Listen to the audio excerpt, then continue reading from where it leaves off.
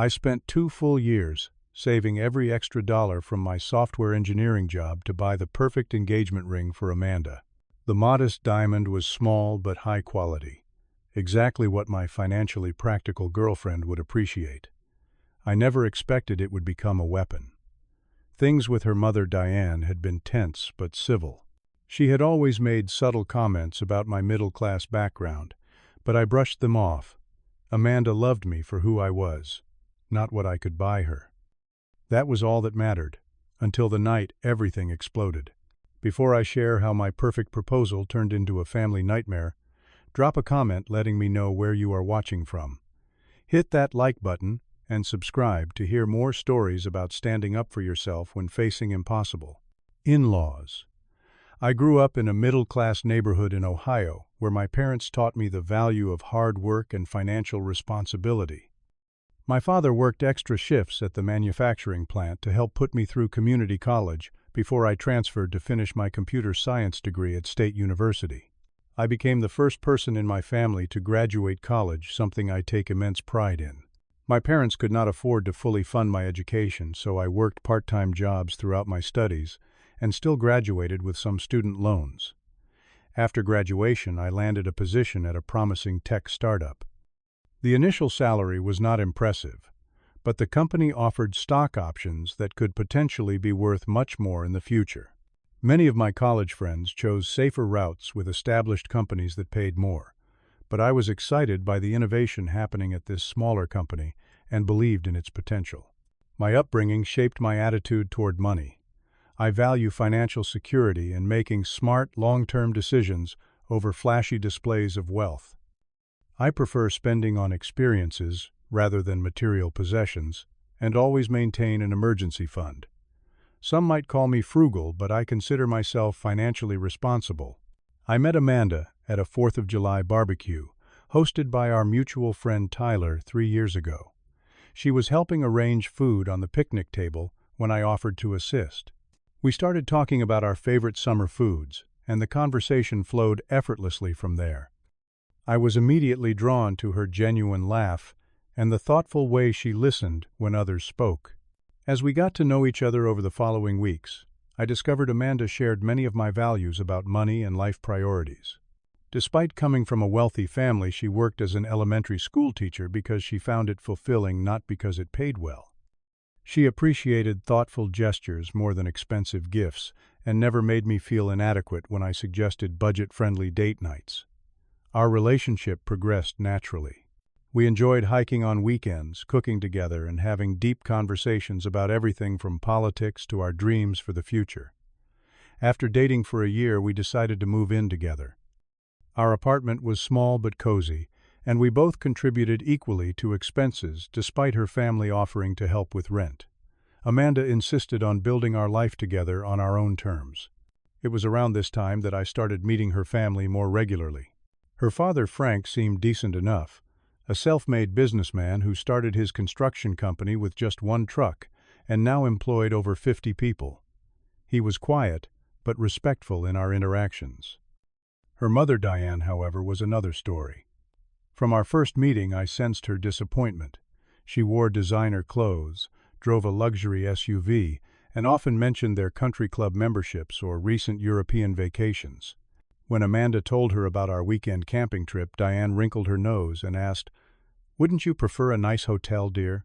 There were other warning signs, too. Diane would casually mention how Amanda's ex-boyfriend now worked at an investment bank, or how her friend's daughter had married a surgeon. She asked pointed questions about my company's profitability and seemed unimpressed by my explanations about the startup world and future growth potential. Amanda assured me that her mother would warm up to me eventually. "She just wants to make sure I am taken care of," she explained. "Once she gets to know you better, she will see what I see in you." I doubled my efforts to win Diane over with politeness and genuine interest in her charity committee work. I brought thoughtful hostess gifts when invited to dinner and always offered to help in the kitchen. While Frank seemed to appreciate my efforts, Diane remained coolly cordial at best. As Amanda and I approached our 2-year anniversary, I knew I wanted to propose. We had discussed marriage and both felt ready for that commitment. I began researching engagement rings and saving aggressively from each paycheck. I lived even more frugally than usual, bringing lunch from home every day, cutting my streaming subscriptions, and picking up occasional freelance coding projects on weekends. I spent countless hours researching diamonds and settings, learning about the 4 Cs: cut, color, clarity, and carat. I discovered that a smaller, higher-quality stone often had more brilliance than a larger, flawed one.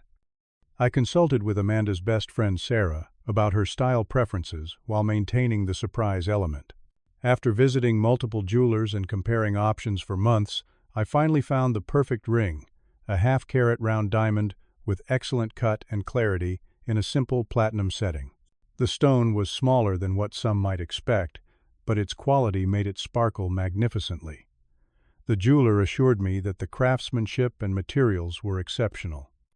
The ring cost nearly $12,000, a substantial investment that represented countless overtime hours and sacrificed luxuries. I felt proud knowing I had made a thoughtful, financially responsible choice that honored both my values and what I believed were Amanda's preferences.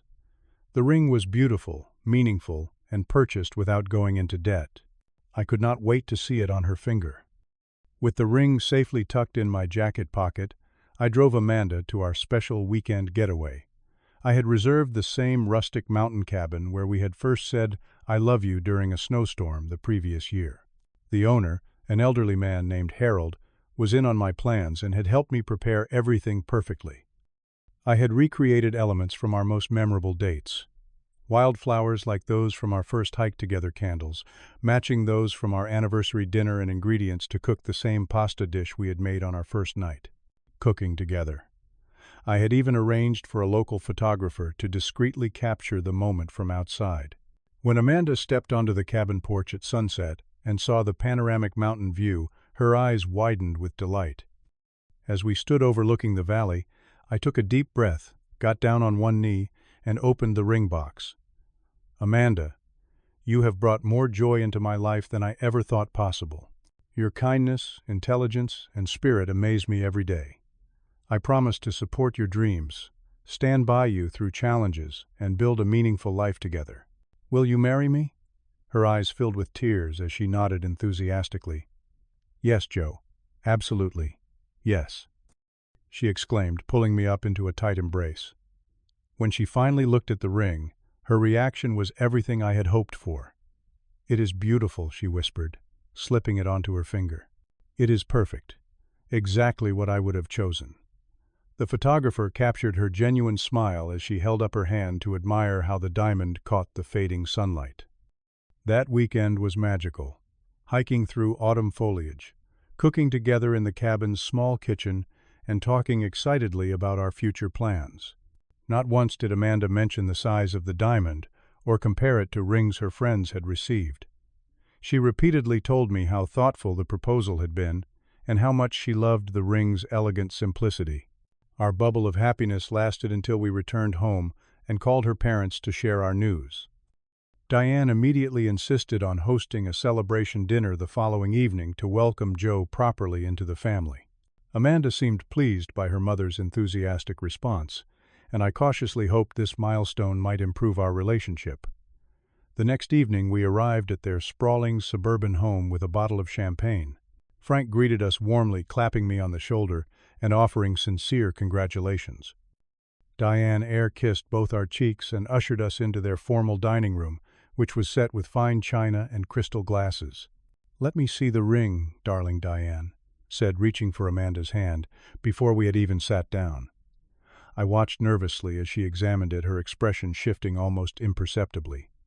"How unique," she finally commented, releasing Amanda's hand.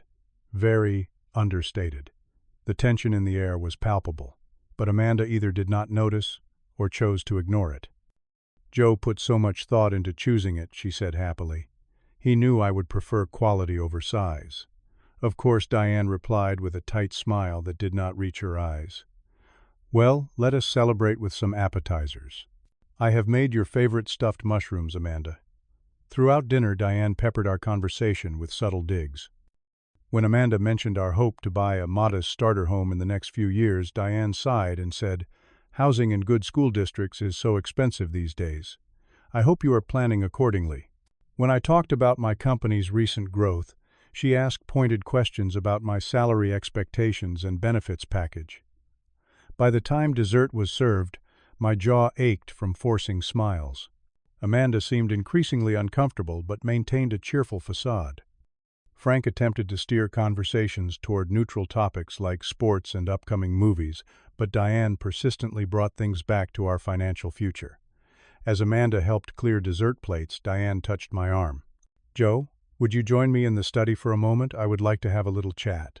Alarm bells rang in my head, but I nodded politely and followed her into a book-lined room off the main hallway. She closed the door and gestured toward a leather armchair. "Joe," she began perching on the edge of her desk. "I hope you will not take this the wrong way, but I need to express some concerns as Amanda's mother." "Of course," I replied cautiously. "What is on your mind?" Amanda was raised with certain expectations, she continued. Her previous boyfriends were on partner tracks at law firms or working in finance. "I worry that your situation might not provide the lifestyle she is accustomed to." I felt heat rising in my face, but kept my voice steady. "Amanda and I have discussed our finances and future goals extensively. We have compatible values and priorities." Diane raised an eyebrow. "Values will not pay for private school tuition or family vacations, Joe. The ring you selected, while I am sure it was the best you could afford, rather demonstrates my point." She sighed dramatically. "My daughter deserves better." The comment stung like a physical slap. "With all due respect, Mrs. Thompson, the ring I chose represents careful thought and financial responsibility, qualities Amanda appreciates. I believe investing in our future security, rather than starting our marriage with extravagant debt, is actually what Amanda deserves." Her eyes narrowed. "So, you admit you went cheap on the engagement ring. That is hardly promising for your future together." Before I could respond, the door opened, and Amanda walked in, her expression concerned. "Everything okay in here?" "Your mother was just expressing her thoughts about our engagement," I said, trying to keep my tone neutral. "Oh," Amanda looked between us. "What thoughts?" Mom. Diane crossed the room to Amanda and took her hand, examining the ring again. "Darling, I was just telling Joe that I think you deserve something more substantial. This little ring hardly seems adequate for someone of your background. Michael Prescott gave his fiancée a 2-carat diamond, and his company is not even public yet." Amanda pulled her hand back. "Mom, I love this ring. It is exactly what I wanted." "You do not have to settle, sweetheart," Diane insisted. "Joe is being cheap and stingy.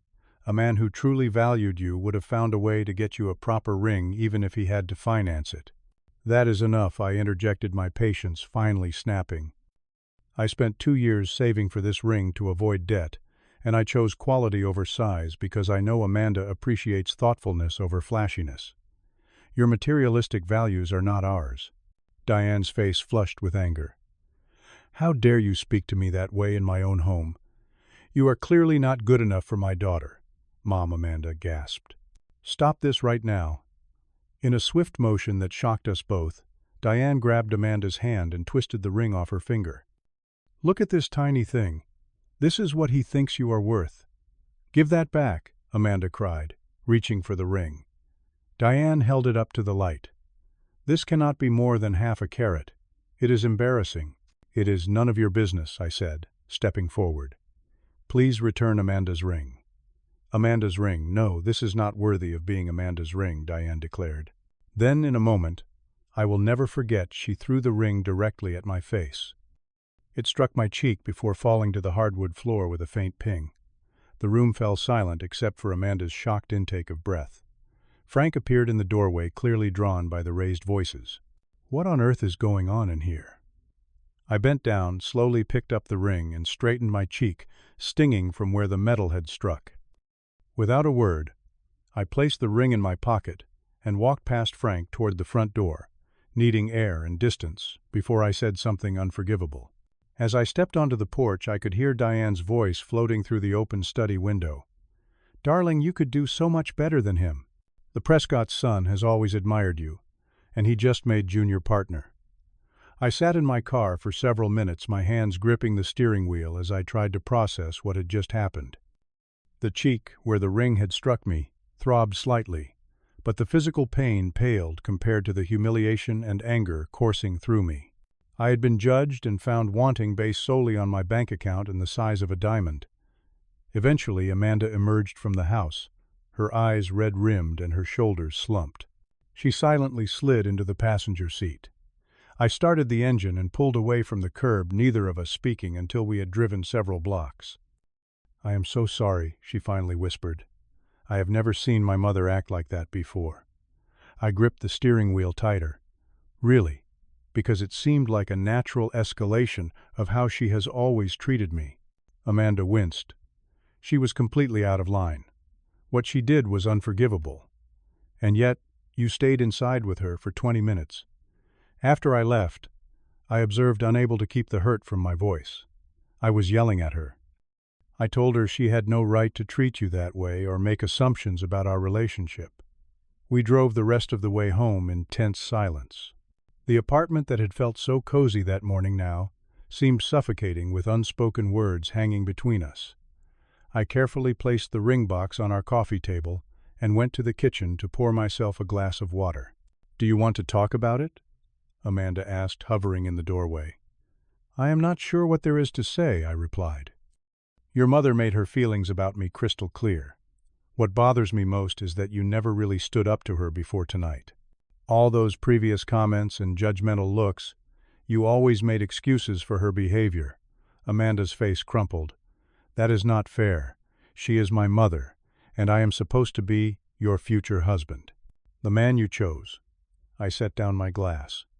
"When she threw the ring at me, the ring I spent 2 years saving for, I waited for you to immediately leave with me.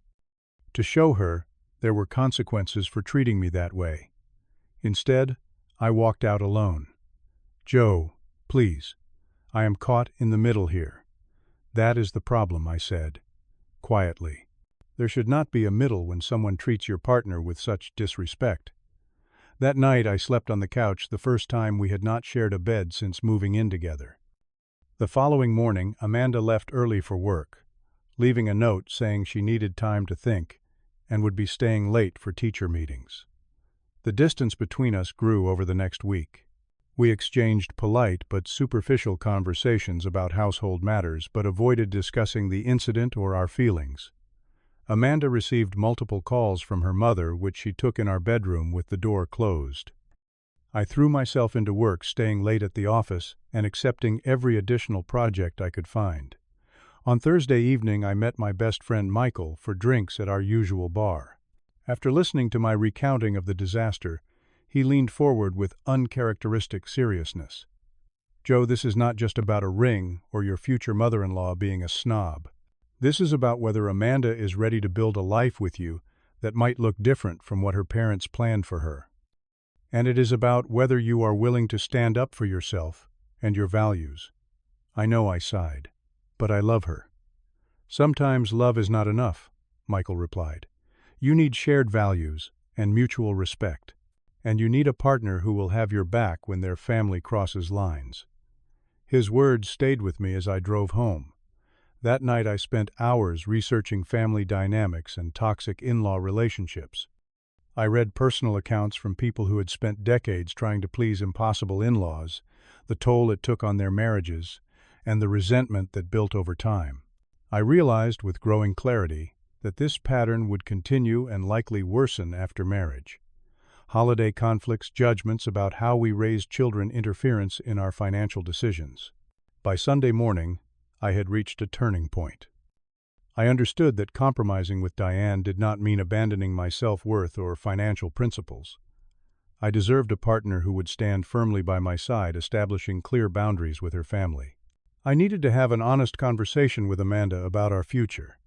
She returned from a grocery run to find me sitting at our kitchen table, the ring box placed between us. "We need to talk," I said quietly.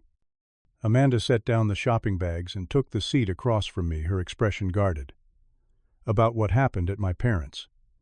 "About what happens next," I clarified. "Amanda, I love you, but I cannot marry into a family where I am considered fundamentally inadequate because of my income or background. Your mother threw a ring at me, a ring that represents everything I value, and there have been no real consequences for that behavior. I told her she was wrong, Amanda protested. We had a huge fight about it. And yet she is still pushing you to reconsider our relationship, is not she? I asked gently. The calls you have been taking privately, the sudden errands you need to run, she is trying to convince you that you can do better than me. Amanda's eyes filled with tears. She mentioned that Jason Prescott has been asking about me. She says he always had a crush on me in high school, and now he is a junior partner at his father's law firm. The confirmation hurt more than I expected, even though I had suspected as much. And what did you say to that? I told her. I love you not, Jason, she replied. But there was a hesitation in her voice that told me the conversation had been more complicated than she was admitting. The problem is not just your mother, I said carefully. It is that you are not ready to fully choose our relationship and the values it represents over her expectations. Every time she undermines me, there is a part of you that wonders if she might be right. That is not fair, Amanda whispered, but her eyes dropped to the table. I think we need to take a step back, I said, sliding the ring box closer to my side of the table. I am not calling off our relationship, but I am calling off the engagement until we can establish clear boundaries with your family and be certain we are both committed to the same vision for our future. You are giving me an ultimatum. Her voice rose in disbelief. I am making a necessary choice to protect myself and potentially our future marriage, I corrected. I refuse to start our life together with your mother believing she can disrespect me without consequences or with you caught between us. That path leads to resentment and divorce. So you are just putting the ring away, after everything hurt and anger flashed in her eyes. Until we figure this out, yes, I said firmly, placing the box in my pocket. I need to know that you are fully committed to building boundaries with your family and standing by me not just in private conversations, but in direct confrontations. I need to think, Amanda said, standing abruptly.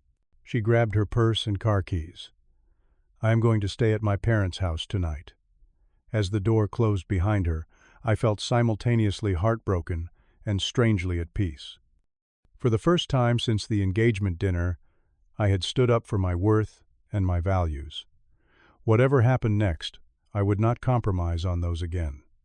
For 7 days, I heard nothing from Amanda. I went through the motions at work, came home to our half-empty apartment, and tried to distract myself with coding projects and exercise. The silence was deafening. No texts, no calls, no sign of when or if she would return. I refused to reach out first, knowing this was a crucial test of whether our relationship could survive with the boundaries I needed. On the 8th day, my phone rang with a number I did not immediately recognize. When I answered, I was surprised to hear Frank's voice on the other end. Joe, it is Frank Thompson. I hope I am not disturbing you. Not at all, I replied cautiously. I wanted to apologize for what happened at our home, he said, his voice carrying genuine remorse. Diane's behavior was completely unacceptable, and I should have intervened sooner. The apology caught me off guard. I appreciate that, Frank. There is something you should understand about Diane, he continued. When we first got married, we had nothing. I was just starting my business working 80-hour weeks while she took any job she could find to keep our bills paid. Those early years were hard. When success finally came, Diane threw herself into building the social status she never had growing up. The country club memberships, the charity committees. They are her way of proving we made it. I had never considered Diane's background before. The insight did not excuse her behavior, but helped me understand it better. She worries Amanda will struggle like we did, Frank explained. But in focusing on financial security, she has lost sight of what actually made our early years meaningful, having someone who believes in you and stands by you when things are tough. We talked for nearly an hour. Frank never pressured me to reconcile with Amanda, but offered perspective that helped me see the situation more clearly. Before hanging up, he mentioned that Diane had been unusually quiet since the incident, spending long periods alone in her garden, something she only did when deeply troubled. 2 days after Frank's call, I returned from work to find Amanda sitting on our apartment steps, eyes puffy from crying. My heart raced as I approached, unsure what her presence meant. "Can we talk?" she asked simply. Inside, she paced our living room before finally turning to face me. "I have been doing a lot of thinking this past week. About us, about my mother, about what I really want." I nodded but remained silent, letting her continue. "I went to my parents that first night, fully intending to tell them off and come right back to you," she admitted.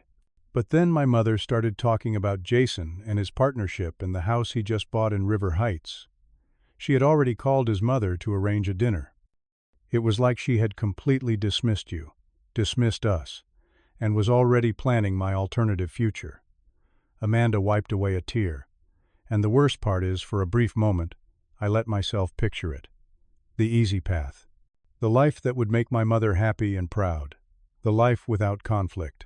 Her honesty hurt, but I appreciated it. "And what did you decide?"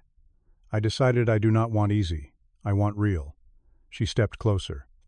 "The night before last, I finally told my mother that her behavior was not just disrespectful but cruel. That I love you not in spite of your financial principles but because of them. That I am proud to be with a man who values substance over appearance." "How did she take it?" I asked, hardly daring to hope. "She cried," Amanda said, looking somewhat surprised. "Not manipulative tears, but real ones. Dad sat her down and they talked, really talked, for the first time in years. He told her about their early struggles in a way I had never heard before. About how her fixation on status was her response to the insecurity of those years. "Your dad called me," I admitted. "He shared some of that history." Amanda nodded. "My mother actually asked to speak with you. Not to apologize. I do not think she is quite there yet, but to start over. She suggested family therapy." I raised my eyebrows in surprise. Family therapy. It was Dad's idea, but she agreed. "She finally seems to understand that if she wants me in her life, you come with me as a package deal." I took a moment to absorb this unexpected turn of events. "And what about us? Where do you stand?" Amanda took a deep breath. "I choose you, Joe. Not because it is convenient, or because my parents approve, but because I love the life we are building together. I was wrong to hesitate, even for a moment. If you will still have me, I promise to stand firmly by your side from now on." I studied her face, searching for any trace of doubt or reservation. Finding none, I slowly reached into my pocket and withdrew the ring box. "This ring represents everything I value. Careful planning quality over flash, and building something real that will last." I opened the box, but did not remove the ring. "If you wear it, I need to know it represents the same values to you." "It does," she said firmly. "It always did." I slid the ring back onto her finger where it belonged. This time it symbolized not just our love, but our mutual commitment to standing up for our shared values. The following month brought remarkable changes. Amanda and I attended our first session with a family therapist joined by Frank and Diane. The conversations were uncomfortable but productive, allowing each of us to express our perspectives and expectations. Diane struggled to articulate her fears without judgment, but gradually began to see how her behavior affected others. As we planned our wedding, we made decisions that reflected our values rather than social expectations. We chose a meaningful ceremony in the botanical gardens, where we often walked on Sunday mornings, rather than the lavish country club reception Diane had initially envisioned. We set a reasonable budget and stuck to it, investing more in experiences for our guests than in extravagant decorations. Most surprisingly, Diane began to change. The transformation was not immediate or complete, but significant nonetheless. When her friend Caroline made a snide comment about our intimate wedding plans, Diane actually defended our choices. "Joe and Amanda are making thoughtful decisions based on their priorities," she said firmly. "There is wisdom in starting marriage without unnecessary debt." On our wedding day, 6 months later, as I waited at the front of the garden pavilion, Frank approached with an unexpected admission. "You know, I gained a lot of respect for you when you stood your ground," he confided. "Most young men would have either blown up or given in. You did neither. You set boundaries with dignity. The ceremony was everything we had hoped for. Meaningful, intimate, and authentically us. During her toast, Diane surprised everyone, including herself, by becoming emotional. Watching Amanda and Joe plan this wedding taught me something important, she said, her voice wavering slightly. True wealth is not measured in carats or square footage, but in having a partner who shares your values and stands by you through challenges. Amanda, you found in Joe what I found in your father all those years ago, before I lost sight of it. Someone who will build a life with you based on what matters most. 1 year later, Amanda and I hosted a dinner party in our new home. A modest fixer-upper we had spent weekends renovating ourselves. As we welcomed Frank and Diane, I noticed how much more comfortable the dynamic between us had become. Diane complimented the kitchen backsplash I had installed myself and listened with genuine interest as I explained our plans for the backyard. After dinner, as Amanda and Frank cleared dishes, Diane quietly placed a small box beside my plate. "What is this?" I asked cautiously. "Just a small token," she replied. "I have been doing a lot of reflecting this past year." Inside the box was a set of cufflinks made from my grandmother's wedding band, a family heirloom I had mentioned once in passing. Diane had worked with a jeweler to transform the simple gold band into something I could wear and eventually pass down. "You taught me that meaningful gifts come from listening and understanding, not from price tags," she said simply. That night, as Amanda and I prepared for bed, I reflected on the unexpected journey of the past 18 months. What began as a painful conflict had ultimately strengthened our relationship and transformed family dynamics I had assumed were fixed and unchangeable. "You know what I learned through all of this," I said, as Amanda curled against my side. "What is that?" "That sometimes the greatest act of love is not compromise, but standing firm in your values and giving others the chance to rise to meet you there." She smiled up at me. "And sometimes the bravest thing is choosing the harder path because it is the right one." I realized then that the ring that once became a weapon had ultimately become a catalyst for growth, not just for Amanda and me, but for her entire family. By refusing to accept disrespect and maintaining my boundaries, I had not only preserved my self-worth, but helped create a healthier family dynamic for our future. Life is rarely about the easy choices. It is about having the courage to stand up for what matters, even when it costs you something. In my case, taking that stand nearly cost me the woman I loved, but ultimately gave us both something far more valuable: a relationship built on mutual respect, shared values, and the strength to face whatever challenges come our way. Have you ever had to stand up for your values against pressure from family or in-laws? Share your experience in the comments below. I would love to hear how you handled similar situations and what you learned from them. Remember to hit that like button if this story resonated with you. Subscribe for more real-life experiences and share this video with someone who might need encouragement to stand firm in their own values. Thank you for listening, and remember, your worth is never determined by the price tag others place on you.